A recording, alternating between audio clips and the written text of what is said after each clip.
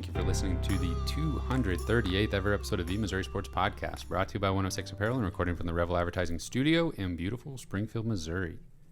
I'm one of your hosts, Cameron Albert, alongside my good friend and fellow Mizzou fan, Kyle DeVries. How you doing today, Kyle? I'm doing great, Cameron. How are you? I'm doing well. Are you recovered? You recovered from the disappointment? Well, I'm better. I don't know that I'm recovered, but I'm getting there. I was thinking about it. At least you're a Chiefs fan. Now, there was a long time where you could not say that. But in more recent years, at least you're a Chiefs fan. I got something. Yeah. Even with that horrible loss, we do still have Dennis. That is true. So, but can't take him away from us. Yes, for a few days I was in pain.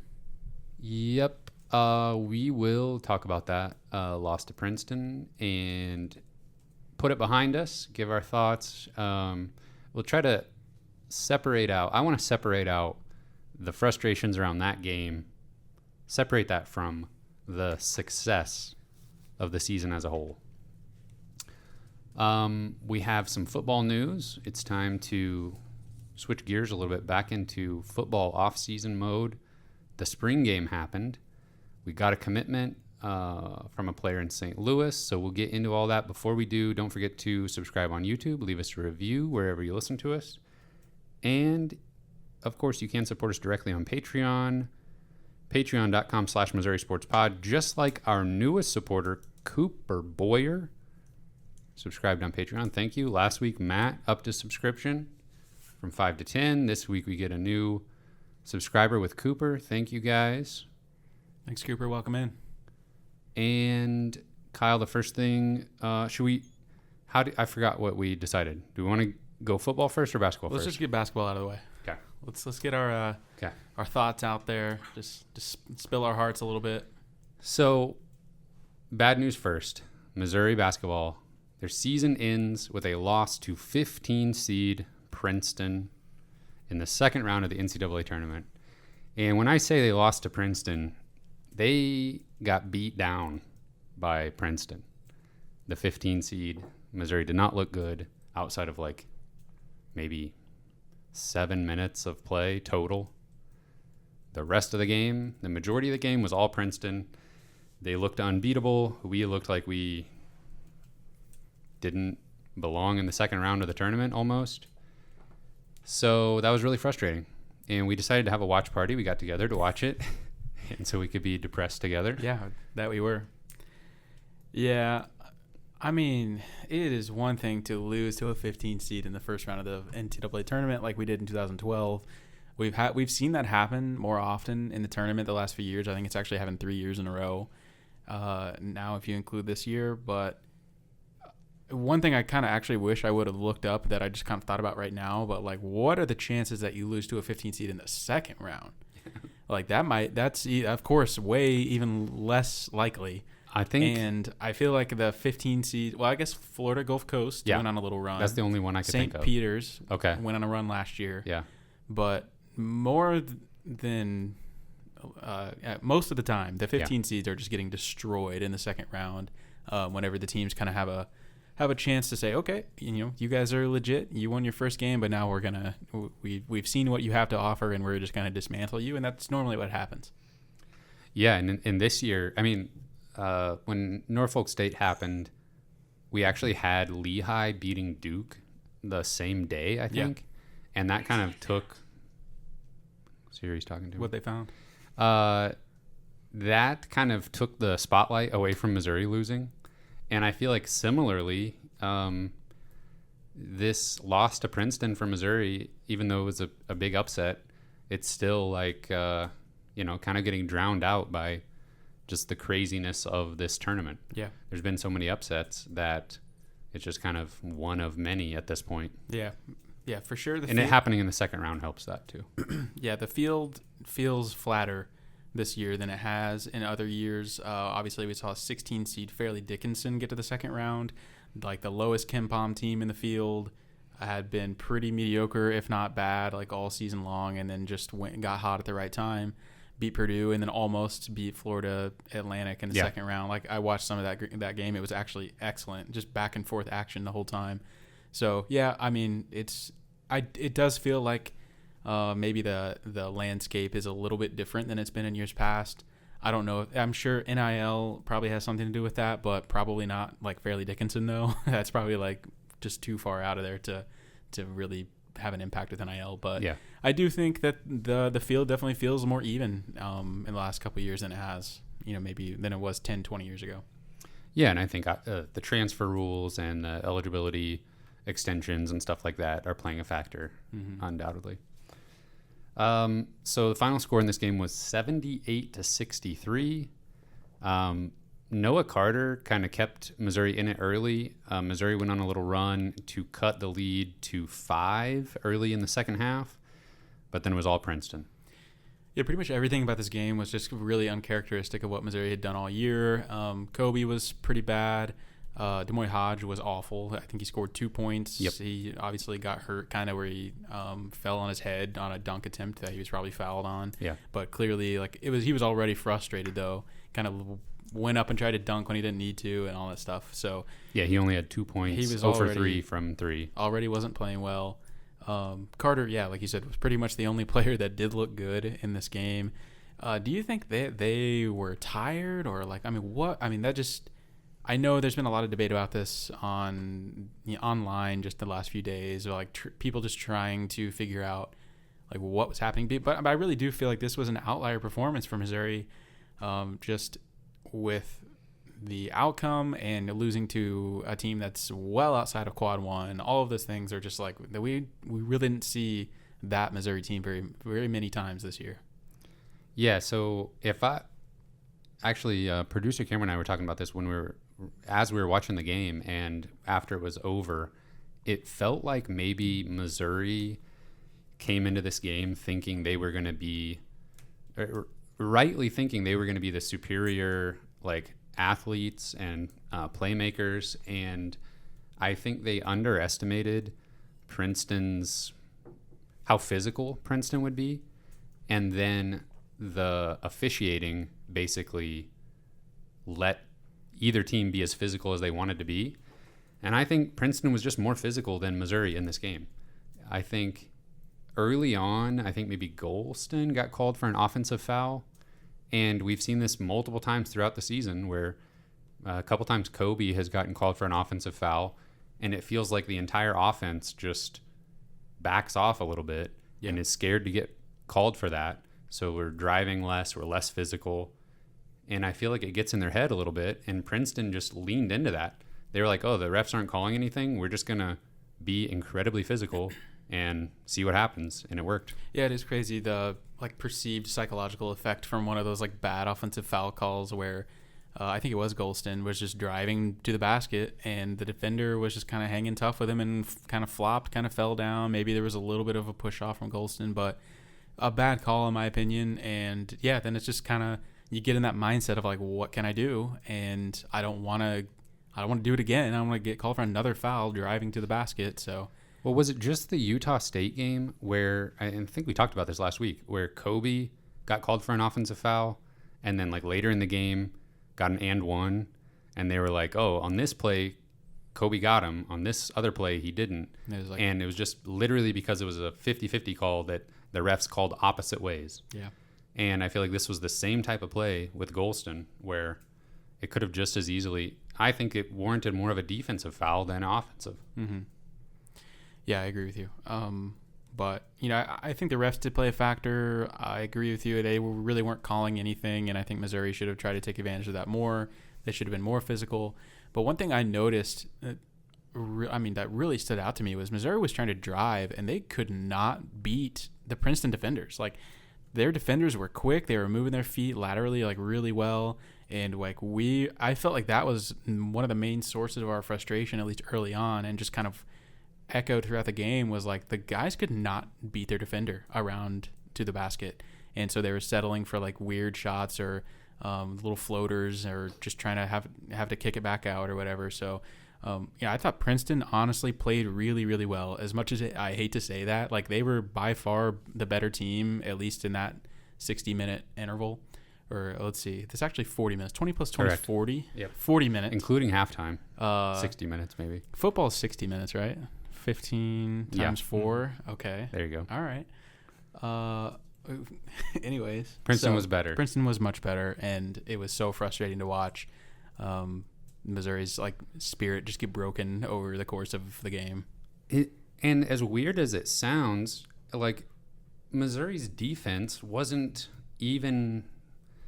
Missouri played on defense the way you would expect when Missouri wins 84-75 or something, where it's wow, they're giving up a lot of open shots. This team's scoring a little bit too easily inside, but Missouri's offense is getting it done. Right. So we don't even worry about it. Yeah, Missouri's defense was exactly what it always is, but their offense was totally different than what it normally is. Yeah. Princeton shot 52% from 2 and 36% from 3. They attempted 33 3-pointers. That's insane. That's a ton. Made 12 of them. So not they didn't shoot the 3 incredibly well. It felt like they made so many threes. Well, they were Princeton's offense didn't really do anything special in the first half at all. That was all Missouri's offense not showing up, not being able to manufacture points in any way. Yeah. Yeah, I literally think they were just I can't believe these little Princeton defenders are hanging with us, and I feel like they just got really frustrated. And then the last 10 minutes of the game is where Princeton just buried us. Yep. That's when every shot was going down. Princeton scored 32 points in the last 10 minutes of the game. Yeah, that sucked. That's what did Missouri have in the first half? Missouri only had 25 points in the first half. Something like that. Jeez. I thought it was interesting. I was looking at the box score afterwards, and Ryan Langborg was your KenPom MVP. He scored 22 points. That's only the second time in his career that he scored more than 20 points. The first time it came against Division III Keene. They're just called Keene. Are they even on KenPom? Division 3? No, they would be 17,000th on KenPom. But he scored 22. He was 4 of 12 from 3. And Missouri couldn't turn Princeton over that much. Princeton turned the ball over 9 times compared to Missouri's 7. But Princeton out-rebounded us by 14. So it was just too many things not working. Yeah, we were worried about their post player, and he was not much of a factor. I mean, he probably rebounded well, but we got beat everywhere. Yeah, one of they have a freshman. Caden Pierce is a freshman, and he pulled down 16 rebounds. Oh my gosh. By himself. Yeah. Kobe Brown scored 12 points, but I think 6 of those I would consider garbage time. He pulled up from 3 a couple times late and made them. Golston had 19 points, but was 0 for 2 from 3. The 3-point shooting just wasn't there. Yep. And Noah Carter finished the game with 14 points. I think he had 12 in the first 5 minutes of the game. Literally, yeah. Yep. There was just basically nothing redeemable about this game. There was nothing that resembled who Missouri was during the season. They had that one just god-awful game against Auburn in the middle of the year that this kind of felt a little bit like. It was just we're going to lose this game because the guys aren't in it. You can tell they're I don't know if they're tired or they're not focused, but they just didn't have it that day, and they were never in it at any point. From the moment the ball tipped, something was off. Yeah, there was so to start the second half, that's when Missouri cut it to 5. And I was thinking with 10 minutes left in this game, 15 minutes left in this game, this has to be a reasonable deficit that we can overcome. That's true. That there was one moment where I was okay, we're fine. We're back in it. We're playing well again. And we got to that brief moment of a little bit of sunshine on the horizon, and then it was all Princeton the rest of the way. Back to like 10 points instantly. Yeah. 2 possessions later, 10-point game, and then we were never in it from that. I think the lead was 20 at one point. Yeah. Yeah, I mean, the officiating I thought was bad. I thought they were letting it be way too physical, but they were consistent with it, I felt like, on both ends. Missouri, I think, the players have to recognize that and try to take advantage of it themselves. I mean, defensively, I feel like Missouri is usually pretty good at that. This season, when the refs have kind of let things go, they turn up the intensity on defense and create problems. There was that zone defense that was leaving the corner shooters open, and I felt like that almost worked. I mean, if Princeton makes like 3 fewer threes, then it's probably a little bit different ball game but they were shooting threes and then getting these long rebounds that didn't always turn into transition opportunities. Yeah. That was probably the worst part, was just like, and I think I even said this to you the other day. A missed shot is the end of a possession, like the vast majority of time for most teams that are in college basketball. But a missed shot is just the start of things for Missouri. I mean, because getting the rebound is the most difficult thing. It's like getting a rebound is more difficult than forcing a missed shot for Missouri. It's just so difficult for them to force a missed shot and then get the rebound. It's just insane how difficult it is for them. And Princeton, like you said, just kept getting second chance opportunities and taking advantage of it. This game had 63 possessions, which is low for Missouri. That was another problem, that they just never could get the pace where Missouri wanted it to be. 63 possessions. Princeton had 16 offensive rebounds. That means a quarter of the possessions in the game ended with Princeton getting an offensive rebound. That's a lot. It's pretty bad. And it felt like it. It felt like more than a quarter. When it's just happening over and over again, you're like... It's exhausting. Yeah. And like I said, it led to virtually 0 transition opportunities. Yeah, it's a miracle that Missouri scored even as many points as they did in this game. It felt like they scored 40 just watching the game. Yeah, there was a point where like Princeton scored like their 60th point, and I was looking at the scoreboard like, I don't know if Missouri gets to 60. Yeah, like what are we going to do to get to 70? Yeah, that was never even considered. Yeah. Yeah, at halftime, so that Missouri like trimmed the lead, I think, to 7 going into halftime. It had a couple good possessions, and I was thinking like, okay, Missouri can score 40 points in a half, but 40 points in the second half would have just given us like 66, 65. Yep. It hurts. And probably everybody has said this already, but it would have been easier to swallow if it was Arizona. Yeah. Like getting for me personally, getting just way overhyped, thinking, wow, like the stars actually aligned for once, and we're going up against a 15 seed that just, had their like program, the best win in program history. Yeah, exactly. I feel so dumb, like that I let myself go there, that like, oh my gosh, like for once we had a fortunate bounce where we put ourselves in a position, we won our first game, and now we have put ourselves in the position to make a run. And like some of the other stuff that was going on in Missouri's region was like pretty favorable.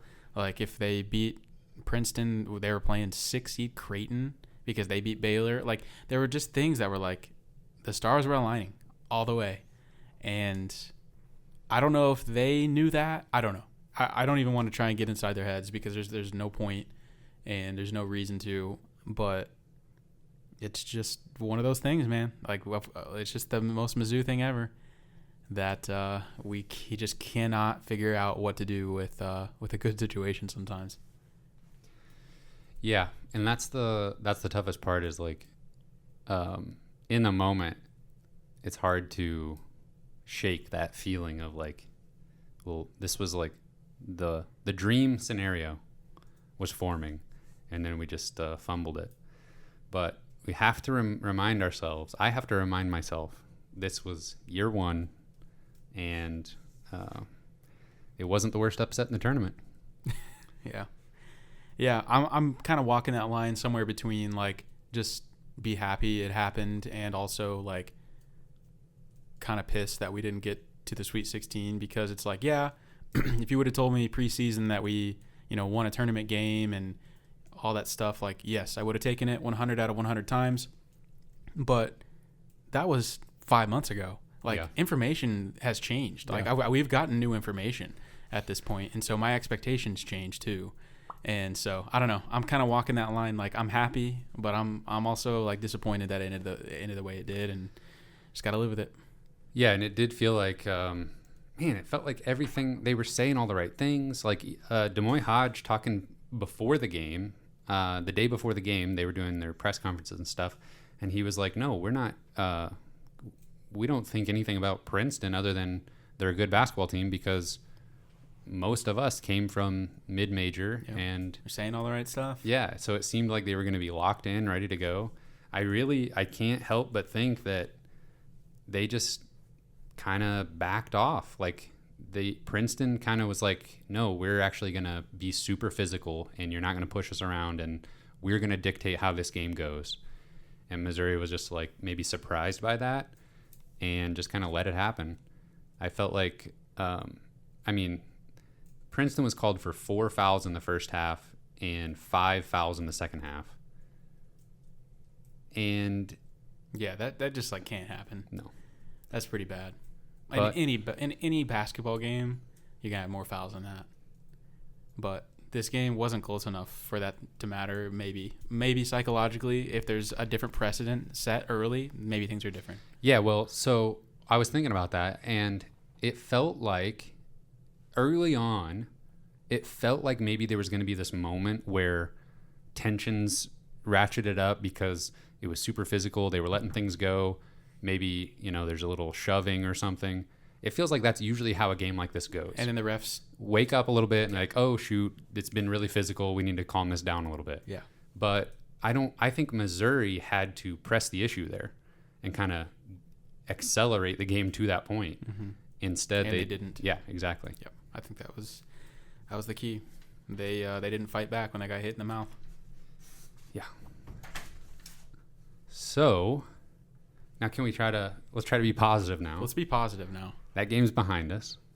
We can kind of look back at the first season here and maybe try to set the table for the offseason a little bit. Okay, well, one more quick little question for you. Yeah. 20 years from now, Dennis is still coaching Mizzou. Wow. Sign me up. We're doing well. And we're like, man, remember Dennis's first season? What's your reaction going to be? You're going to think, wow, he was so much better than I ever thought. Or like, man, that was such a good hire. Or you're going to be like, man, remember when we lost to the 15 seed? I'm going to be thinking, wow. I'm going to be thinking, how did we lose to a 15 seed? Because I'm going to view that as like growing pains, I think. Like, it was year one. Nobody thought we were going to win a game in the NCAA tournament. Picked 11th in the conference by the media. And then you get to the NCAA tournament, you're a 7 seed, and you're the underdog. So I feel like winning that game against Utah State was like getting over the hump.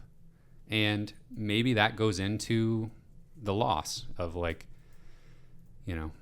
we did what nobody thought we would do.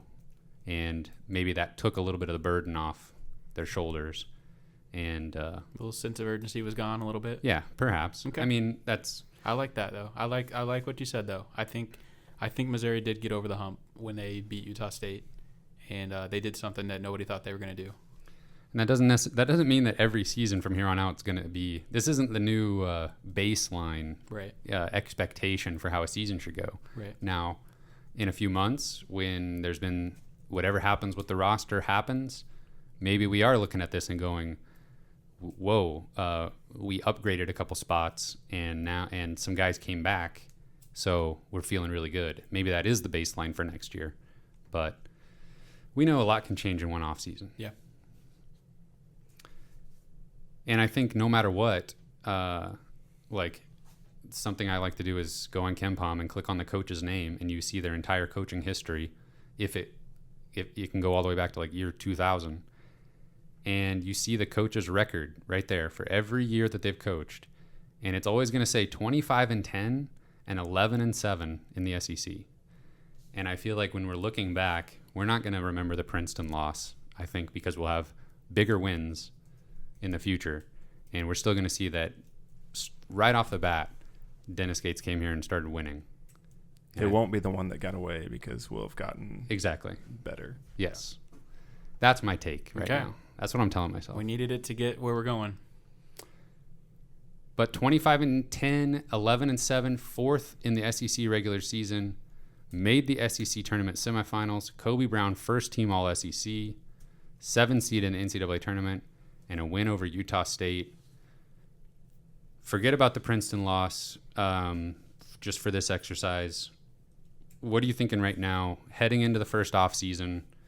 This is just the best, right? I mean, right. Yeah. I mean, this has gone better than we could have ever hoped. We've talked about this endlessly all season. Like really at every point, if you check in with us at every point of the season, we're saying this. Like at no point where we were like, yeah, I don't know about Dennis. I'm a little unsure what this is going to look like. That hire was like at every single point throughout the way, we have been like saying as good things as we can possibly say. I don't even know what else to say about Dennis Gates at this point. Right.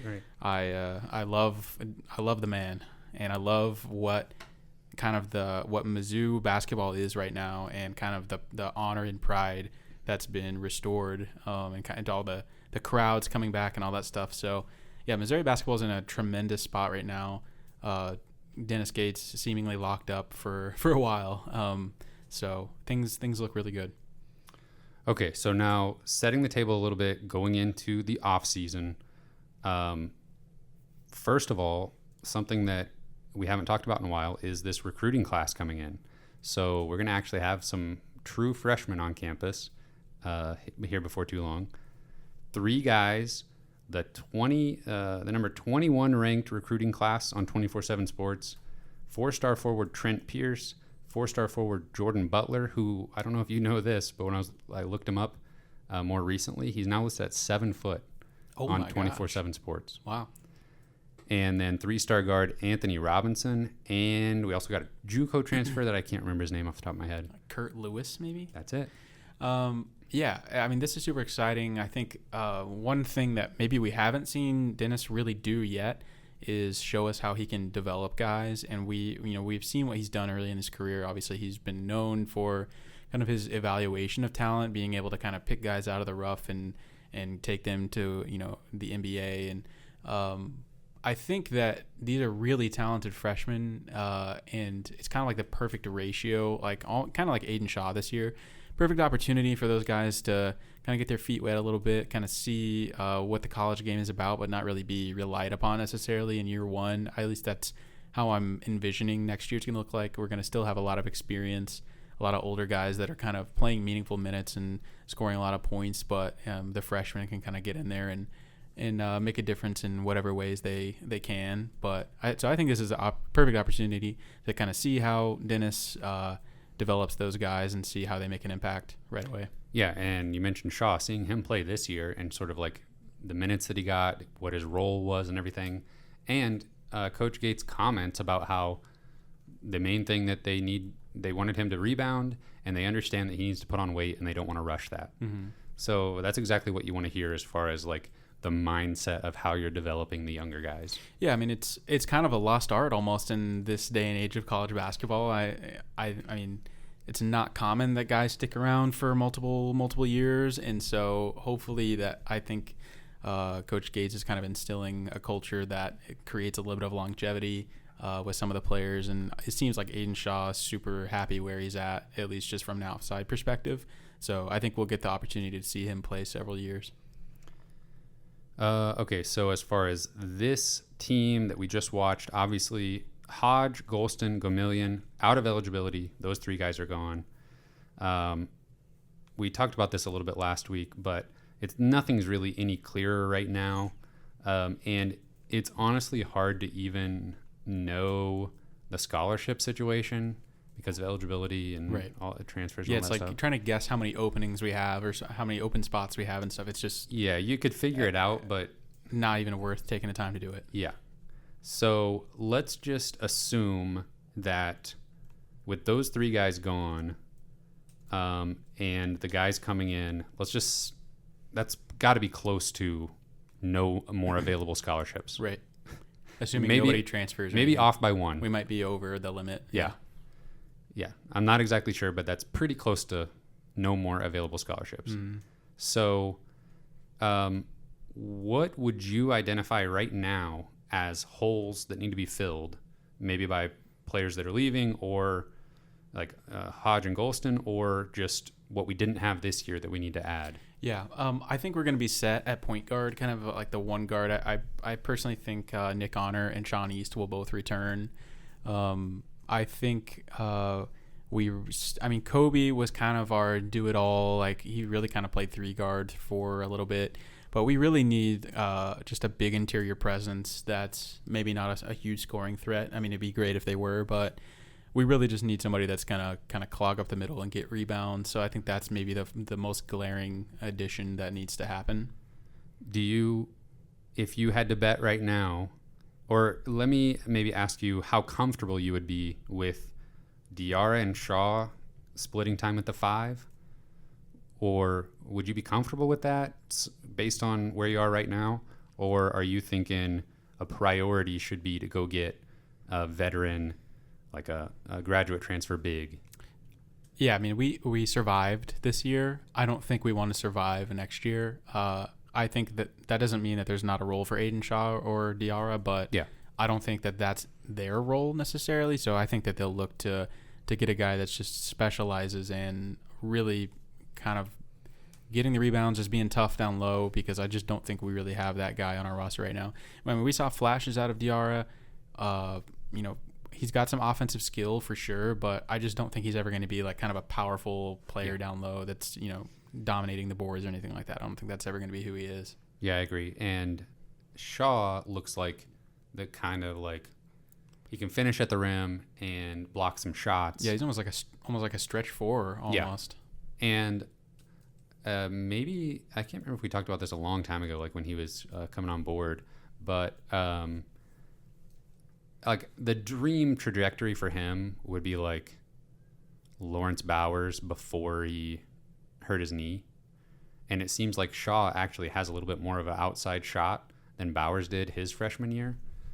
But if you're just talking about like these sort of lanky, springy forwards. Not a flashy forward, more traditional big. Yeah, I don't think that's either one of those guys. Yeah. So maybe we take a transfer big. Then we got to be looking to replace Hodge's 3-point shooting. Yep. In the portal. Mm-hmm. Do you think if we penciled in, like, in Kobe Brown returning is like key for this offseason, right? Sure. Yeah, that's more so than any transfer that could come in. Yeah, I mean, it seems weird to say like priority number 1, because if Kobe wants to go pro or seek other opportunities, then obviously we're gonna be happy to let him do that, assuming that doesn't mean like transfer somewhere else. But if he wants to just go seek out a professional job somewhere, then I think they're gonna be happy to just let him go. But from a fan's perspective, definitely priority number 1 is just to have Kobe return. What do you think about Isaiah Mosley? Let's bring him back. Yeah, I mean, I don't know. There's zero information to go off of other than strictly vibes only. Vibes only. He's back next year. I agree. The vibes could completely shift before you even hear this.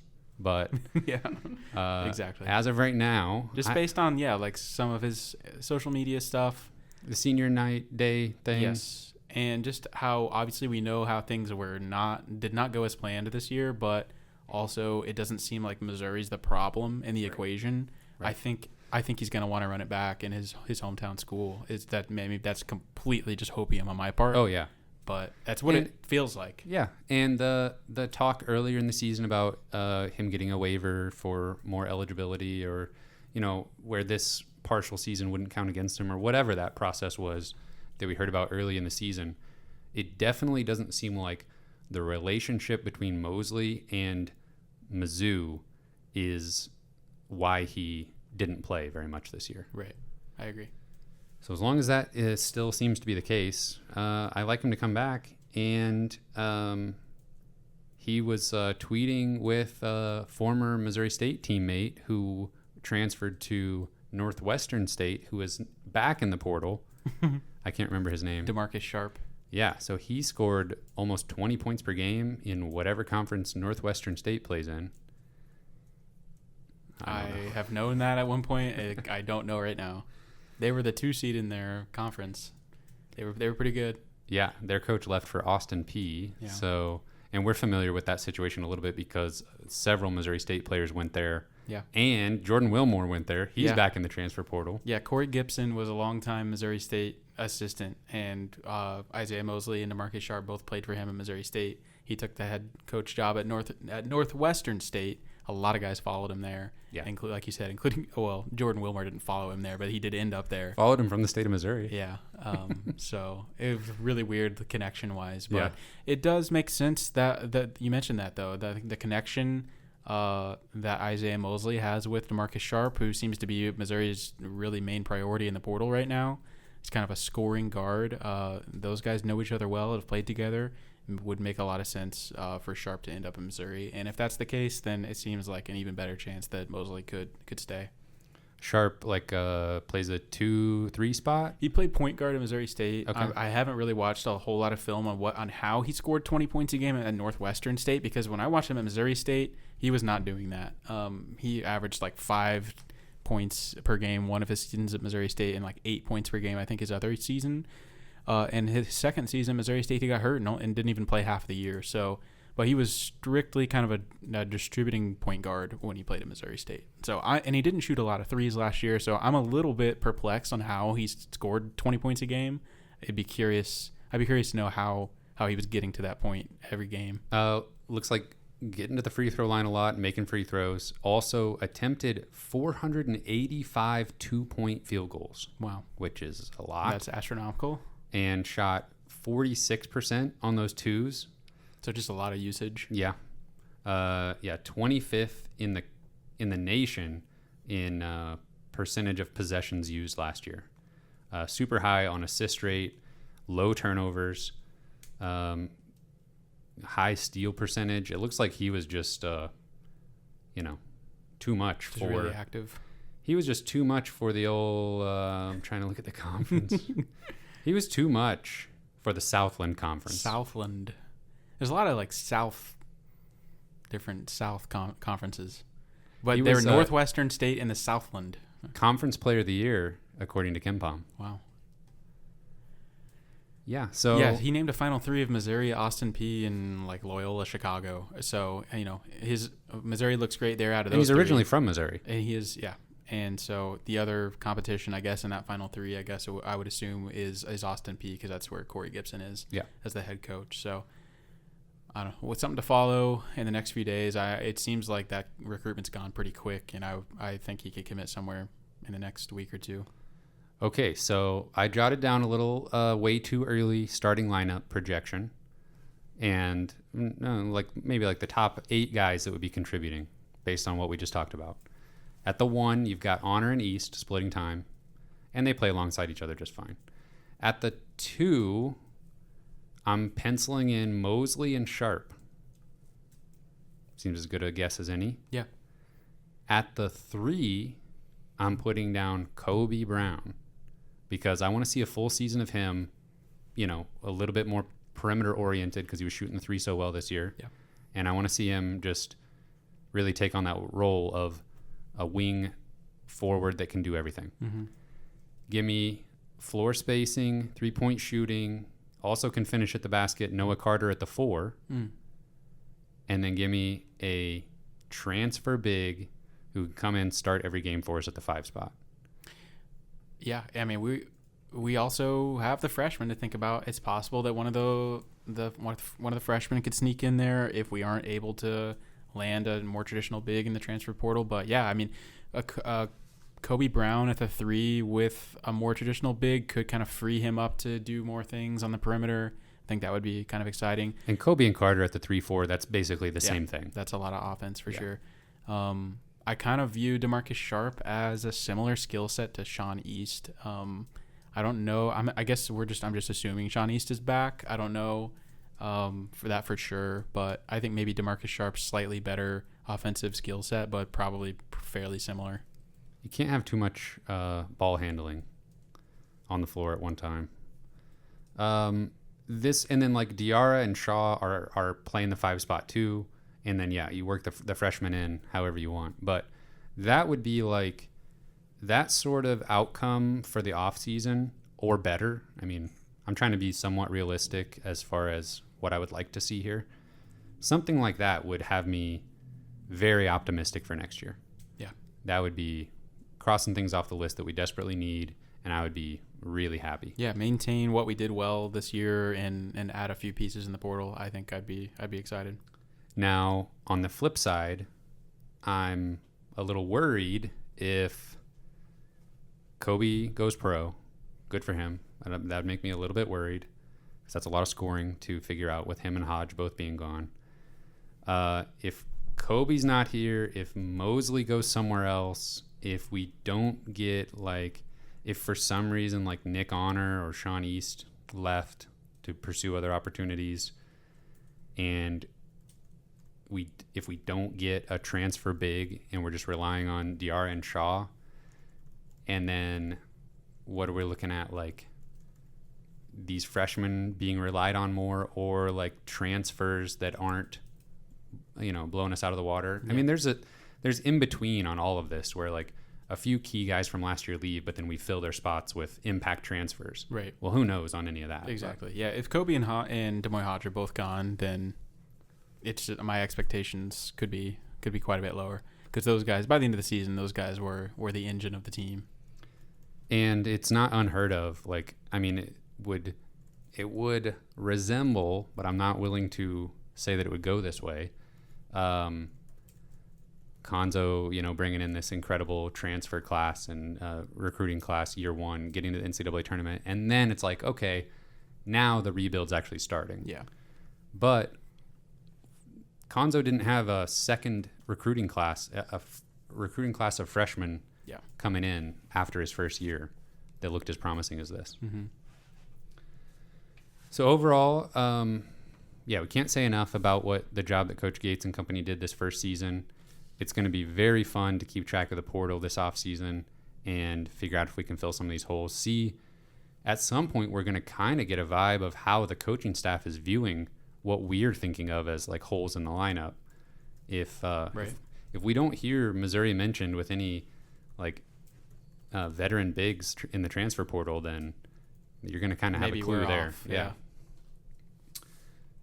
So, going to be a fun offseason. And anything else basketball before we switch to football here at the end? I think so. Mizzou football got a commitment from 4-star defensive tackle Tion Gray from Hazelwood Central in St. Louis. 4-star in-state player in the trenches. Gotta love that. Yes, for sure. Was reading my phone there. Sorry, I got a little distracted. Tion Gray. Tion Gray. This is massive get for the 2024 class.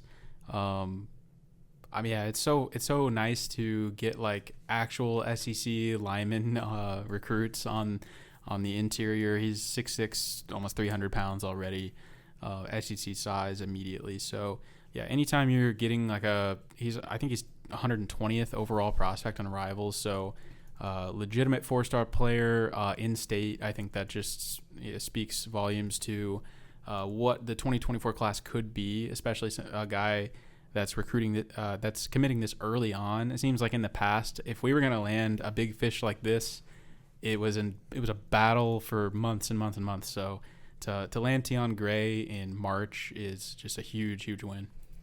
Yeah, so when I was looking him up and stuff, I've been only thinking basketball for a little while now. So touching base with the in-state recruiting class for 2024 and looking at that list, I was like, oh, there's some names here that would be crucial. Missouri to take a step in the right direction and like build off some of this momentum that we haven't quite seen translate to wins completely. Yeah. There's some difference makers in this in-state class. 100%. I think 24 class could kind of define Coach Drinkwood's legacy for sure. If he's able to get a lot of these guys, it could buy him some more time. It could be some real difference makers on the field here in a couple of years. So, yeah, so not only is the class looking really good so far as commits, but I think just some guys they're well positioned with Missouri guys. It looks like it could be special. So we will go in depth on all that stuff here in the next few months, just kind of getting the conversation started now. We'll have all the time in the world to talk about these guys, over the off season, but a lot of exciting stuff to come. Yeah, and things are moving quickly. Obviously, with a top 10 guy in the state already making a decision.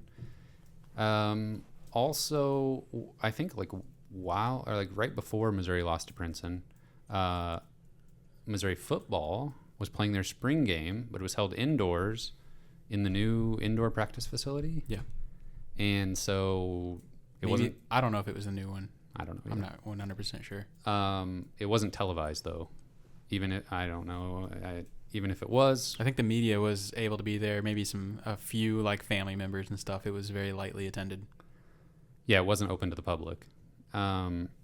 So we were reading up on it a little bit from. I want to cite my sources on this. So Parker Gillum from Rockham Nation gave a little write-up on the spring game, the scrimmage and everything, as did Jack Sobel with the Columbia Missourian. So we were reading that a little bit, and sounds like Horn got a lot of run with the first-team offense. Garcia was mostly with the second-team offense, and both quarterbacks looked good but inconsistent, and it looked like, at least from the scrimmage, the defense is ahead of the offense, which is kind of what we would expect. Of course. Unfortunately, it sounds like the defense is further ahead. If you're trying not to insult the offense too much, right? The defense is further ahead than we would like and be comfortable with. Yeah, for sure. It sounded like the defense was dominant. One thing I did like about what I heard from the defense was it sounded like some of the brighter spots of the spring game and maybe just practice for the whole spring are some of the newcomers. Mm-hmm. Tristan Newsome is a JUCO linebacker that had a pick 6 in the spring game and apparently has impressed all spring so far. The safety from Florida, did you write his name down? Trayvez Johnson. Trayvez Johnson, I think could be pretty special as well. So the defense is just stacked, man. There's no other way to put it. Maybe the defensive line is a little suspect, a little shallow personnel wise, but I think the defense is going to be really fun this year. Yeah, both articles mentioned Darius Robinson and how he had been playing more on the outside of the defensive line this spring. Yeah. And he got a sack from the defensive end position in the scrimmage. So if Darius Robinson has a productive season at defensive end, which I think he definitely could, he's going to make himself a lot of money because he's just the perfect body type for somebody that can play inside or play on the edge. He's just so long and powerful. I definitely think he could get 8 or 10 sacks this year if he really, really plays well. The question is who else is going to be opposite of him if he's playing an edge, because sometimes that's just as important as who's going to draw some attention away, because if he's just getting double teamed every time, he might just get taken out of games. So somebody else on the defensive line has to be able to take advantage in those situations. Yep, but really, really talented player. Probably just could have been drafted this year if he left. Had a chance to play in some Senior Bowl type stuff and chose to come back. So pretty honestly, kind of shocking that he did come back with the opportunities he had. But that's going to be great. I was looking up. I thought I wrote it down, but I didn't. The offensive line. I was going to name the starters on offensive line that ran with the first team offense. It was Javon Foster, Xavier Delgado, Connor Tollison, Armand Membeau, and Marcellus Johnson. Does that line up with what you would be expecting? Yeah, It's man, I don't know. We've gotten some mixed results, some mixed signals, I guess, just from Coach Drinkwitz and some of the things he's said about the line. I definitely think the interior of the lines is concerning, especially at center. Sounds like Connor Tollison's having some trouble snapping the ball. I don't know that Ben Spolgar is going to be much of a factor there either, even though he is eligible now. So the center position is going to be a concern. I do have faith that Tollison can figure it out. He played quite a bit last year. He's still really young, but I think Missouri's going to be great at tackle with Marcellus Johnson, the transfer from Eastern Michigan. I think he's going to be a really good addition. But for the most part, it's still just continuity from last year, and I think they'll be all right. Yeah, I mean, some improvement. Is like the baseline expectation. Javon Foster might be one of the best offensive tackles in the SEC, honestly. I mean, again, he's another guy that I thought would just easily go to the NFL, would be drafted, and would be on his way. So I was surprised that he came back for another year. And speaking of the offensive line coach Marcus Johnson left for the same position at Purdue. Yeah. I have no inside info whatsoever. I have no idea what went down on this, but I really don't mind it. I don't mind it at all. I thought the offensive line kind of got beat off the ball a little bit last year. I think their talent is better than what they showed for, and I think if a different coach could give a little spark. That's kind of what I was thinking. Like, you look at some of the names here, and you've got older guys who have played a lot and are talented, and like potential NFL players at some point. And the fact that their output was just not where it needed to be last year just really didn't make much sense. And it's kind of interesting that we would get a new offensive line coach this way, right? Like at the end of March, because your current one is leaving. Yeah. A little bit strange, but which makes me wonder if, there's some conversations that maybe were happening behind the scenes. Purely speculation. Who knows? But, he'd been here for a couple of years, and position coaches don't hang around for a very long time. They're usually on the move. So, but I did want to mention Armand Bamboo as well. I think it sounds like a guy that has an incredibly high ceiling, could be a really, really good player. Just did unprecedented things as a true freshman playing tackle last year. He's moved to the inside now. So also sounds like a guy that everybody loves on the team. So I think he might be a future star for us on the line. Yeah, I'm looking forward to that. So we'll have a new offensive line coach at some point. And it's kind of fun. It was nice I needed to shut my brain off of football for a little bit. Take a little break. In order to soak up Dennis Gates. Yeah, but also just to be reinvigorated when it came time to get back into the meat of it. Yeah, I mean, usually we're not jumping back into football this early. I mean, don't get me wrong. Spring game. Football is year round for a lot of us, for sure. That if you're still listening this deep into this podcast, you're a year rounder for football. But it did feel like a little early that we were jumping back into it, and typically it's more like April when there's just literally nothing else going on that we're talking spring football. But it's good to still get some of those practice nuggets to hear who's playing well. And honestly, if I had to bet on anything this year, it's that Luther Burden gets 1,000 targets. So him playing on the inside, playing in the slot, I think is just going to be the greatest thing that we could have possibly done for the offense. And assuming he stays healthy, I think he's going to be incredible. Yeah, going to make it easier for whatever quarterback wins the starting job. Yeah, that's for sure. All right, anything else before we wrap this up? That's it. I'll wrap it up then. Let's see. Let me grab my paper. Special thank you to our Patreon supporters at the $10 level and above. Britt Treese, Brian Smith. Oh, I got to throw in here real quick.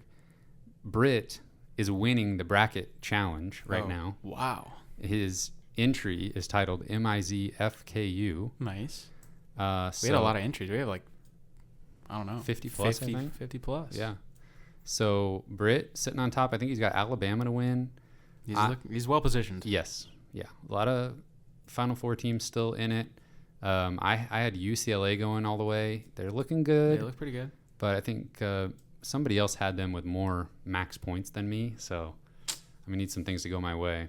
Plenty of time. But yeah, Britt looking good right now. So let me pick back up here. Britt Treese, Brian Smith, Ryan Demore, Tristan, Ben Smith, Parker, Daddy JD, Tim Keynes, Tyler Harsel, Brandon Garofalo, Brandon Hanks, Matthew Tilley, and Cooper Boyer. Thank you. Thank you, gentlemen. We love you all.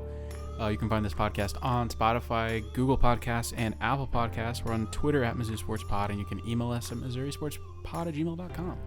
You can find our t-shirts and stickers on our online shop, MissouriSportsPod.BigCartel.com. Thank you, everyone, for listening. We'll see you next week. No games.